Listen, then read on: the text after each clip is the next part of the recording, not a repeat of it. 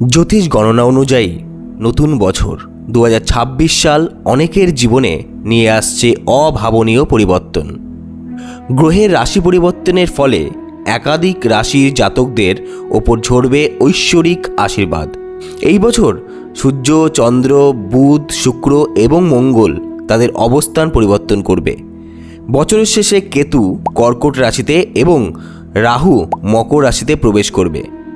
গ্রহের এই মহাজাগতিক খেলা কিছু রাশির জন্য বয়ে আনবে মান সম্মান আর ব্যবসায়িক সফলতা। চলুন জেনে নিই সেই সৌভাগ্যবান 3টি রাশি সম্পর্কে। এই 3টি রাশি জানার আগে আপনারা চট করে সাবস্ক্রাইব বাটনটিতে ক্লিক করে দিন। 2026 সালে ভাগ্যের চাকা ঘুরবে এই 3 রাশির। 1. বৃষ রাশি। প্রথমেই আসছি বৃষ রাশির কথায়। 2026 সাল আপনাদের জন্য হবে আনন্দময় ও সফল। নতুন বাড়ি বা জমি কেনার দীর্ঘদিনের স্বপ্ন এবার পূরণ হতে পারে।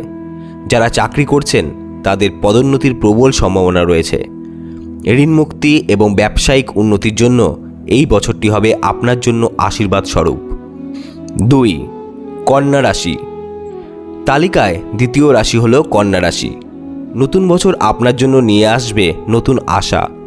ব্যবসায় ভালো মুনাফা এবং শক্তিশালী মার্কেট নেটওয়ার্ক তৈরির সুযোগ পাবেন।